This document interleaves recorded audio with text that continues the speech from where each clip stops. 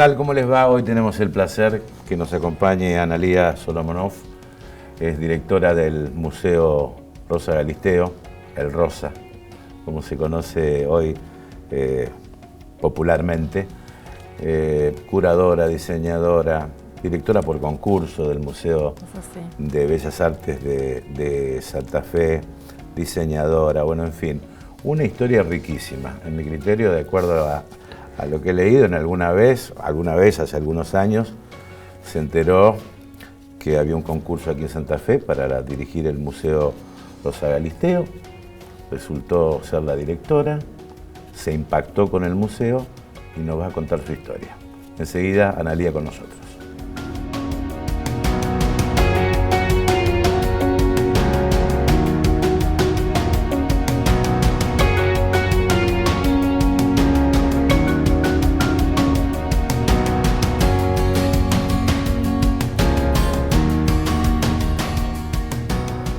¿Qué tal, Analía? ¿Cómo te va? Bien, Guillermo, muchas gracias por la invitación y por este espacio. ¿Sos un Argenmex? ¿Una Argenmex? Soy un Argenmex, exactamente, así me defino, ¿Así tal te cual. definís como una Mi corazón pertenece a Argentina y a México, que son dos países que están sumamente ligados. Claro. ¿Y Solomonov de dónde viene? Mi apellido viene de Ucrania, son migrantes ucranianos, por parte de mi padre, él se apellida Solomonov Amar. Ajá. Entonces, Ucrania y Marruecos, esa combinación. Sí. ¿Y de parte de tu madre? Mi madre, Zoraida Vázquez de Veralli, tiene España y Córcega. España y Córcega, sí. Bueno, una gran mezcla. Una mezcla total que se continuó desarrollando en mi vida a través de tantos viajes y experiencias que fui transitando. De viajes, ¿naciste en Rosario? Nací en Rosario. ¿Pero de muy chica te fuiste o se fue tu familia? Nos fuimos los cuatro, mis padres, mi hermana y yo. Nos fuimos primero a París, a Francia. Ajá. ¿Se fueron, en cierta forma, escapando del régimen militar aquí en Argentina? Nos fuimos en el 76, que era un momento político muy complejo, exactamente. Así que mi padre obtuvo una beca para estudiar. Ambos se fueron con una beca. Mi padre estudió aquí cine, con Birri. Ah, con Fernando Birri. Exactamente. Él estudió cine documental, se formó aquí en la universidad, exactamente. Así que mi padre tiene un vínculo muy, muy fuerte con esta ciudad. Ha sido reencontrarme también yo ahora con sus amigos y conocidos de esa época. Así que en el 76 parten directamente a la Sorbona, él específicamente a formarse en el campo de la comunicación social, y mi madre a ampliar sus conocimientos en literatura latinoamericana. O sea, tu familia entendía que el momento que se vivía en la Argentina era irrespirable. Era muy, muy, muy complejo, exactamente. Sí, muy complejo, decidieron estar en... Sí, decidimos, como tantos otros argentinos, exiliarse, exactamente. Sí. Pero sé que tu familia también tiene un halo de arte en todo sentido, tus hermanos, sí, tus padres, es verdad, madre. Muy buena investigación, tal cual. No, pero tu hermano, tu madre, tu padre, y lo tuyo, ¿cómo surge? Lo mío, ¿cómo surge? Bueno, yo voy creciendo, siempre hubo un estímulo muy fuerte por parte de mis padres, también en el campo del arte, es así también porque mi hermana termina siendo artista escénica y mi hermano artista visual. Y yo, bueno, encontré mi camino en el campo del diseño gráfico, siempre acompañada de un grupo de amigos vinculados al arte, sobre todo en México en mi adolescencia, al arte y al cine. Eran dos arte, cine, arquitectura. Los años 80 en México fueron años muy, muy ricos de producción cultural. Así que ese es el ámbito en donde yo me formé como adolescente. Y después viajo a Roma, donde en los años 90 vivía mi padre, y ahí estudio 2 años de comunicación visual. Y después de esos años, que era una tecnicatura, vuelvo a México y me inscribo en diseño gráfico en la Universidad Nacional Autónoma de México, que es la Universidad Nacional. O sea, visitabas el Zócalo con Diego Rivera permanente. Visitaba el Zócalo, sí, México, sí, la Ciudad de México es un espacio impactante cultural, ¿no? Evidentemente esto que dices tú, el muralismo tuvo una impronta fuertísima. que se desarrolla con la revolución, entonces tienen esta práctica de la cultura para el pueblo, ¿no? Entonces es un país que tiene un arraigo muy, muy fuerte en las artes, que es una distinción, y bueno, obviamente también yo estuve ese vínculo y ligada, y viví prácticamente 30 años ahí, así que bueno. ¿Es cierto que volvieron a la Argentina y se volvieron a ir? Sí, volvimos en los 80s, a la ciudad de Paraná. Mi padre trabajó allá en la universidad y conformó creó la carrera de comunicación social de la Universidad Nacional de Entre Ríos. Hizo ese trabajo intenso con, obviamente, un equipo de personas, carrera que continúa ahora en práctica, y me encuentro con muchísimas personas que fueron formadas por él. Eso me da muchísimo orgullo. Así que bueno, creó ese espacio de formación y después decidió nuevamente migrar ahora a Italia, a Roma, donde trabajó con distintas ONGs, instituciones, hasta que finalmente lo convocan para formar parte de Médicos Sin Frontera, de abrir la sede de Médicos Sin Frontera Italia, cuya sede, fue la ciudad de Roma, claro. Y dirigirla durante casi 15 años. ¿Lo tuyo es una vocación, un trabajo o una pasión? ¿O todo junto? Hermosos los tres conceptos que enuncias. Es una combinación, efectivamente. Yo creo que hay una herencia, como te digo, hubo un contexto familiar que me permitió, que me habilitó poder elegir libremente mi camino, por un lado, y vincularme con el mundo del arte. Y después, bueno, por supuesto, son inquietudes que uno va construyendo en su vida y que de repente encuentra un lugar donde plasmarlo, y eso fue el diseño gráfico. El diseño para mí también ha sido un eje fundamental, o sea, es algo que me llama siempre la atención, es un elemento que constantemente analizo y percibo. Y después, sí, la pasión y pasión deseo, porque creo que la pasión, yo lo identifico más con un deseo, el deseo como una máquina de voluntades, donde uno va generando visiones, va generando un camino, y ese deseo te va trazando ese deseo enunciado, sí, te va trazando un camino y le va dando sobre todo sentido a tu vida, que eso creo que sí, ha sido fundamental también para mí. Es fundamental también trabajar de lo que uno realmente lo siente como una pasión, ¿no? Eso es un privilegio. Es un privilegio. Realmente mi vida ha estado marcada por eso, por siempre poder de una u otra manera desarrollarme en campos y en espacios que he deseado, ¿no? Y ha sido muy generosa la vida en ese sentido. Ya despacito nos acercamos al rosa, ¿no? Despacito nos vamos acercando a otro deseo. Primera impresión que te dio el rosa. De admiración. Un impacto muy fuerte. Te diría que en el pecho primero, ¿no? Porque las cosas pasan así. El pecho y la piel a veces. Sí, trato de pensarlo como en el cuerpo, en el sentido fue, ¿no? Como una cosa de pensar, porque bueno, otras de mis pasiones es la arquitectura, así que al entrar en ese espacio fue percibir su potencia, ¿no? También, o sea, por supuesto, estas dimensiones majestuosas que tiene, ¿no? De una arquitectura que glorificaba las artes.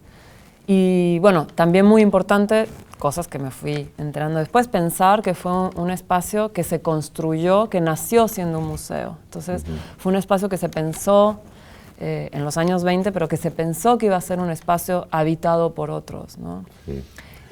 Bueno, así que fue eso, fue realmente y hasta impactante. Llegar a pisar la puerta del museo, donde, bueno, te pregunto, ¿es Museo Provincial de Bellas Artes Rosa Galisteo de Rodríguez? ¿Es Museo Rosa Galisteo de Rodríguez o es el Museo Rosa Galisteo o el Rosa? Es como el Rosa, el Museo Rosa Galisteo, Museo Provincial de Bellas Artes Rosa Galisteo de Rodríguez, es un espacio vivo. Sí. Es un espacio que nace en los 20s, pero que está a punto de cumplir 100 años. Es un espacio que se va transformando con sus épocas, a través de las épocas, a través de los momentos históricos, pero sobre todo a través de la comunidad que lo habita. Así que somos todo eso. Somos Museo Provincial de Bellas Artes Rosa Galisteo de Rodríguez, que fue su enunciación original. Exactamente, original, el legado, fundacional. Claro, el legado con cargo de Martín. De Martín Rodríguez, claro. Exactamente, que honra a su madre enunciando el museo con un nombre femenino. Y después es un museo que fue habitado y que sigue siendo habitado, así que si tú vas por la calle o en un taxi, el Museo Rosa Galisteo, la apropiación del espacio y el nombre que se le asigna es un nombre que no necesariamente se asigna desde el museo.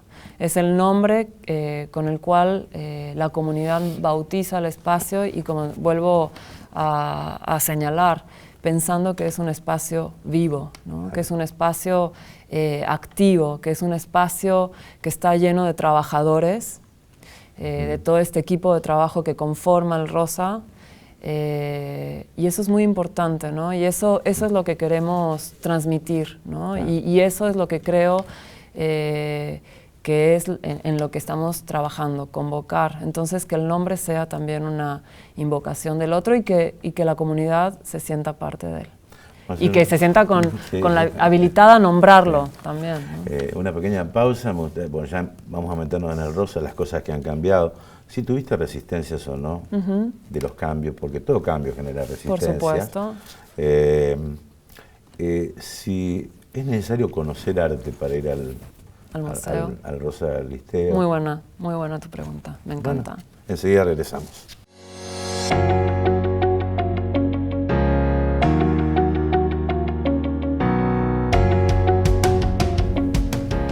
Bien, seguimos con Analía. Te digo Analía directamente. Por supuesto, claro que sí. El nombre ucraniano por ahí es más complicado. Analía, me encanta mi nombre. Bueno, directora del Rosa Galisteo. Hay muchas cosas que han cambiado en el Rosa. Es decir, la posibilidad de exhibir lo que es el tesoro del Rosa, que son las obras de arte, ¿o no? Por supuesto. ¿Cómo tomaste la resistencia de esto? A ver, la resistencia me parece que es parte de las transformaciones, ¿no? Las resistencias son voces que hay que escuchar, que hay que atender. Yo creo que justo el Rosa se propone como un espacio abierto. Un poco lo que tú decías en relación a esto de si hay que saber de arte para acudir a un museo y transitar esa experiencia. ¿Esto qué quiere decir? Que lo que habilita el espacio, el Museo Rosa Galisteo, es justamente a abrir sus puertas presentando su patrimonio, las obras que lo constituyen, y que entonces el interlocutor, por excelencia, que es el visitante, tenga la oportunidad de, a través de esta experiencia, formar su propio criterio. Y para ello, cada persona que pasa la puerta del museo está habilitada en ese sentido, porque cada uno de nosotros tenemos nuestra historia, nuestra experiencia, nuestros conocimientos, y tenemos, por supuesto, cada uno la libertad de, frente a una obra, hacer la lectura que decida. O sea, ¿el arte es esencialmente subjetivo o existe algún carácter universal del arte frente a una obra? ¿O es una apropiación de cada uno de nosotros? Yo creo que el arte lo que propone no es un mundo de blancos y negros. Está bien. El mundo que propone el arte es el mundo de la diversidad, de lo diverso. Son esos grises y esos matices que no implican renunciar, o sea, posturas tajantes. Yo creo que lo interesante del arte es que puede ser tantas cosas, ¿no? Me parece que el arte básicamente lo que propone es esa libertad que el ser humano creador debe de experimentar. Entonces, por supuesto que hay una lectura subjetiva de cada uno frente a la obra, y después hay criterios académicos, globales, estéticos. Por ejemplo, existe la historia del arte que va, por supuesto, enmarcando momentos, periodos, tendencias, etcétera. Pero necesariamente tiene que regir un criterio estético para admirar una obra, o simplemente llegar al corazón de cada uno. Yo creo que ambas lecturas tienen que habilitarse. ¿Sí? Yo creo que el museo es un espacio público. Sí. Es un museo para todos, sobre todo pensando en un museo provincial, en los museos en Santa Fe y en Argentina, que son generalmente espacios públicos. Entonces, el deber también que uno tiene como servidora pública, que eso es lo que yo me considero en mi día a día, es habilitar, es democratizar, es visibilizar, es permitir, y sobre todo me parece que el arduo trabajo que tenemos que hacer es justamente con las personas que no se sienten habilitadas a ingresar al espacio, que no se han sentido convocadas durante tanto tiempo. El concepto de museo tomado es ese, la posibilidad de que el pueblo lo tome al museo y ya se apropie de lo que hay dentro del museo. Claro. ¿Cuántas obras desempolvaron ustedes del museo? Nosotros tenemos alrededor de 2.700 obras expuestas, que están siendo expuestas. Tenemos en muros y en pisos 850, pero abrimos la reserva, así que las personas pueden también transitar por los espacios de reserva. Ajá. Así que de una manera muy concreta, las obras están abiertas, están en libertad para la experiencia. Y Museo Tomado es, de una u otra manera, retirar las obras de la reserva y que sean las obras las que toman el museo. Por eso tenemos los muros cubiertos, la reserva. ¿Algún crítico hizo alguna objeción a la multiplicidad de obras con mezcla de autores? Y bueno, ¿qué decís frente a eso? Nosotros tomamos una decisión muy concreta, que fue de una u otra forma inspirarnos en los montajes de los museos antiguos. Mencionabas fuera de cámara el Louvre. El Louvre es un museo que tiene en todos sus muros, mira, no conozco el dato de la cantidad de obras que tienen y que tienen expuestas, pero utiliza el mismo sistema que utilizamos nosotros de montaje, ¿no? Un sistema que se utilizaba... El Museo Británico también, por ahí tiene... También. Bueno, tiene desde... Bueno, muchos se lo llevaron de Egipto. Sí, es cierto, bueno, sí, museos que construyeron también a través de batallas en otros continentes. De la isla de Pascua también se llevaron algunas cosas, ¿no? Pero hubo en la acción de museográfica una inspiración en esa historia del montaje de los antiguos museos, y después una decisión...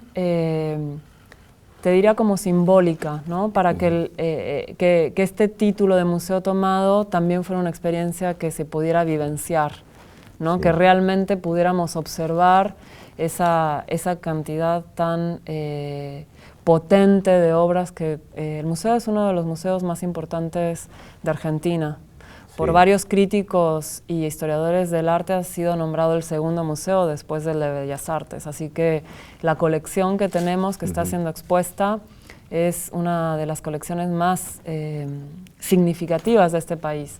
Así que bueno, la decisión fueron en varios caminos, retomando esto del museo histórico, de estos montajes históricos, la decisión de mostrar un museo tomado por las obras, de mostrar todas las obras. Había museo tomado, te voy a decir, es el resultado de una demanda ciudadana. Está bien. Ahora, ¿cómo hace el ciudadano que pasa por enfrente del museo para entrar al museo? ¿Cómo hay que hacer? ¿Cómo hay que hacer? En un tramo de la entrevista dice, dejaste entender como si ¿habría algún prejuicio de conocer o no el arte como para entrar en un museo? Digo, ¿este prejuicio está en la sociedad o puede estar en parte de la sociedad? Pues yo creo que hay muchas personas que no se habilitan a entrar en estos espacios. Justamente devuelvo de alguna manera la pregunta que me hacías tú. Sí. Hay una idea de que para vivir la experiencia frente a una obra de arte hay que ser un gran conocedor, una gran conocedora. Entonces esa idea que prevalece, lo sabemos, lo hemos experimentado, es una idea con la que el museo trabaja, es una idea que el museo trata de transformar, ¿no? O sea, Sí. trata justamente de trabajar con esa comunidad que piensa que no tiene los conocimientos suficientes para transitar en un espacio museístico. ¿Y la experiencia de llevar el museo a la calle, cómo le fue? Digamos, porque ustedes se expusieron en algún barrio de Santa Fe, llevaron algunas obras. Llevamos obras, había del parque. ¿Cuál fue la reacción de la gente? Impactante. ¿En serio? Sí, impactante. Fue sumamente... te diría, nosotros íbamos acompañando esa exposición, estábamos alrededor de 7, 8 trabajadores del museo en el espacio. Fue trastocador emocionalmente ver cómo reaccionaban los niños del barrio, las maestras, venían familiares, toda la familia junta, ¿no? Y uno de los comentarios, lo recordamos todo el tiempo en el museo, de uno de los niños que entró a ese espacio y lo primero que dijo: esto es un museo. Entró sí, a la vecinal y esa vecinal que había adoptado esas 6 obras se había convertido durante 3 días en un museo. Ahora, este es un tema muy interesante, ¿no? Porque cuando, digamos, hay un cuidado de la obra cuando uno la admira. Acá hay un conocido muralista, Cobre, que recorre con el mundo, sí, y que sus obras en las paredes de Santa Fe no tienen un rasgo de vandalismo. Sí. Es decir que... No, son acciones poéticas. ¿Eh? Acciones poéticas también. Yo creo que él apela a eso también, ¿no? No, pero es importante que el público se apropie de la obra, la cuide y sea parte de Por supuesto. De parte de su belleza de todos los días. Nuestra tarea es dejar en claro que ese patrimonio es el patrimonio de los santafesinos y las santafesinas. Y en pos de eso, que también la cultura es un derecho y que siendo nosotros un espacio público tenemos que habilitar que todo eso suceda, ¿no? Que los santafesinos y las santafesinas se apropien del museo, se apropien del espacio, conozcan su patrimonio cultural. Entonces ese museo con todas las obras siendo expuestas es parte de eso. Vengan y conozcan su patrimonio. Sí. Y como dije anteriormente, es la posibilidad de visibilizar, pero de crear una acción que democratiza, la cultura. ¿Te duele cuando a veces en los renglones de los presupuestos su cultura es la cenicienta del presupuesto? Bueno, hasta ahora en realidad ha sido al contrario, o sea, hemos tenido apoyo, sí. Pero si piensas en un panorama global, sí, por supuesto, para mí, ¿qué te puedo contestar? Para mí la cultura es un espacio de transformación, pero un espacio de transformación muy potente y muy profundo. O sea, lo que vivimos día a día en el espacio, nosotros tenemos un mural donde las personas que nos visitan anotan comentarios. Así que yo cuando necesito mi dosis de energía y de vitalidad y recargar pilas, lo primero que hago es pararme frente al mural a leer los comentarios que nos dejan, porque realmente lo que uno busca como gestora, como servidora pública, es que eso que hacemos todos los días encuentre ese espacio de transformación en el otro. Así que bueno, sí, por supuesto que considero que el arte tiene que ser acompañado en todos los sentidos, ¿no? Desde una gestión pública, desde políticas públicas culturales, y que bueno, que hay que tomar en cuenta que el museo sí, efectivamente es un espacio de transformación. Después de la Segunda Guerra, cuando la gente no tenía para comer, lo primero que hicieron los países fueron reconstruir sus monumentos y sus edificios y sus obras de arte. Y la gente no tenía para comer. pensaba nuevamente, ¿no? en el arte en las calles, claro. ¿no? Finalmente en el muralismo lo que es esta posibilidad de abrir la cultura hacia todas y todos. Bueno, ha sido un placer, Analía. Guillermo, te agradezco muchísimo el espacio, ha sido una charla muy, muy amena y bueno. Gracias. Gracias. La directora del Rosa Galisteo.